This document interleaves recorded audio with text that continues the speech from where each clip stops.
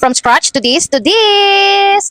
Hello mga kajalat! So for today's video, sasamahan niyo naman ako sa aking pag-DIY ng ala Muslim inspired outfits ng aking mga anak. Ito na naman ang yung jealous na ito talaga yung pinakagusto-gusto kong gagawin kasi parang na-active talaga yung utak ko mga kajalas pag ganito talaga yung mga gawain ko talaga yung nasi-challenge talaga ako baga. So tamang tansya-tansya lang dito mga kajalas no kasi hindi naman tayo expert na mananahi para lang talaga ma-provide ko talaga yung ina-imagine ko talaga yung pang-outfit na susuotin ng aking anak. Ay naku, dahil ganyan talaga ako ka-supportive sa aking mga anak mga kajalas. Dahil hindi naman natin mapapakaila na talagang mommy era na talaga tayo no. So ito talaga yung way na para makabudget ng yung jealous para lang talaga makikita ko talaga yung ano ba. Yung presentable din yung anak ko sa school nila ba pag ano yung mga ganap-ganap ano yung sinasabi na outfit talagang gusto ko talaga siyang i-provide sa anak ko kahit hindi talaga ako gagastos ng mga malaki-laki na mga amount mga kajelas no kasi tayo talaga yung nagbabudget sa lahat so kailangan talaga natin pagkasyahin ang mga bagay-bagay mga kajelas so ito talaga mga kajelas no sa halagang 150 pesos again ito yung outfit niya mga kajelas no ito yung mga ano ba yung mga scratch na mga bagay-bagay pero magagawan mo ng paraan na pampaganda mo na pa ano ba napaka-classy na tingnan niya mga kajelas no oo ako talaga yung klase ng magulang mga kajelas na gusto ko i-provide yung mga bagay na hindi ko naranasan nung kabataan ako mga kajelas kasi nga ang hirap kasi dun sa amin bumili ng mga ganitong mga bagay-bagay kasi nga ang mahal at saka ang layo pa kung bibili man talaga no ang mahal talaga ang layo ng pamasahe ng mga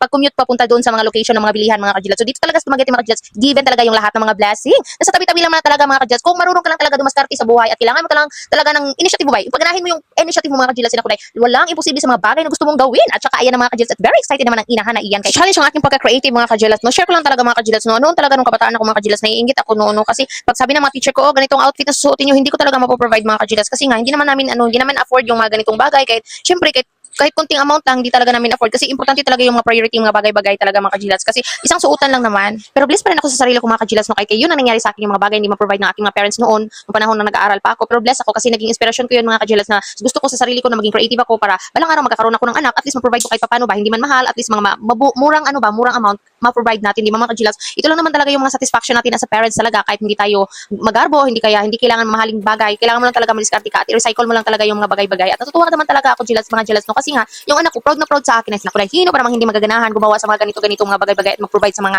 pangangailangan ng iyong anak sa pag-aaral, di ba? Kahit hindi naman mahal, ang importante lang naman madiskarte ka sa buhay. At pagsabihan ka pa naman ng anak mo, I'm so proud of you, mommy. You are the best mommy ever. Sinakulay. Sino ba namang hindi tuway niyan, di ba? Sino ba namang hindi puso ng isang magulang na hindi tatambling talaga sa tuwa na mismong toddler mong anak masasabi niyan sa'yo na sabi niya na you are the best mommy ever. Ay naku day, you are the blessed mommy ever. Kasi nakikita ng mga anak mo na nag-e-effort ka sa kanila sa mga pangangailangan nila sa buhay. Although hindi ka mayayaman, pero at least kahit paano ma-provide yung mga bagay-bagay na pangangailangan ng mga anak mo. O ayan ang mga jealous, nakikita niyo na ang final result. At nakikita ko sa mga mata ng aking mga anak at sa kanyang mga tuwa na grabe satisfaction talaga at napaproud talaga siya. Kasi nga, naku day, outfitan talaga ang aurahan ng aking anak. So hanggang dito lang. See you for the next video. Bye!